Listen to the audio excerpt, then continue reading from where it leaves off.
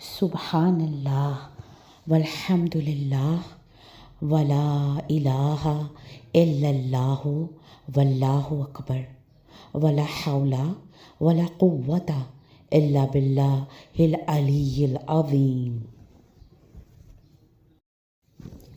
اللہم صلی علی محمد وعلی آل محمد کما صلیت علی ابراہیم وعلی آل ابراہیم انک حمید مجید۔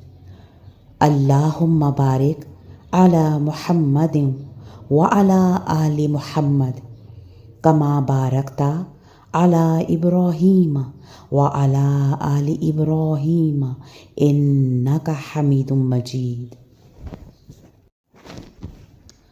پاک ہے تو، بے شک میں نے تیری نافرمانی کر کے اپنی جان پر زیادتی کی ہے، مجھے معاف فرما دے، کیونکہ تیرے علاوہ گناہوں کو کوئی نہیں بخش سکتا۔ آج ذی الحجہ کی 3 تاریخ ہے اور بہترین اور خوبصورت دن جاری و ساری ہیں۔ اللہ، ان دنوں کی اہمیت اور فضیلت تو نے ہمیں بتا دی ہے۔ ہمیں چاہیے کہ ہم بڑھ چڑھ کر ان دنوں میں نیکیاں کریں، تیرے بتائے ہوئے احکامات پر عمل کریں۔ اے اللہ، ہمیں ان لوگوں میں کر دینا جو اگلی دفعہ تیرے گھر کا طواف کریں گے، انہی دنوں میں حج کی سعادت سمیٹیں گے۔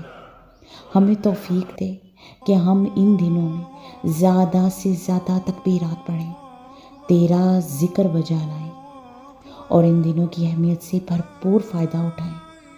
اے اللہ، ہمارے خونی رشتے جو ہم سے دور ہیں، ہمیں ان سے ملا دے۔ جن کے دلوں میں بدگمانیاں پیدا ہوئی ہیں، ان بدگمانیوں کو دور کر دے۔ ہمارے ہی رشتوں میں کچھ رشتے ایسے ہوتے ہیں کہ جو کہ نافرمانی کی زندگی گزار رہے ہوتے ہیں، وہ تجھے مانتے ضرور ہیں لیکن تیری نہیں مانتے۔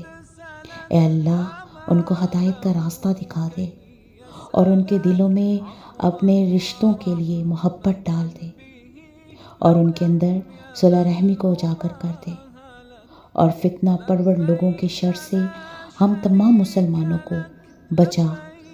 بے شک تو فتنہ پھیلانے والوں کو پسند نہیں کرتا۔ یا اللہ، یا رحمان، ہم سے اور ہماری نسلوں سے دین کا بہترین کام لے لے، ہمیں ایسی جگہ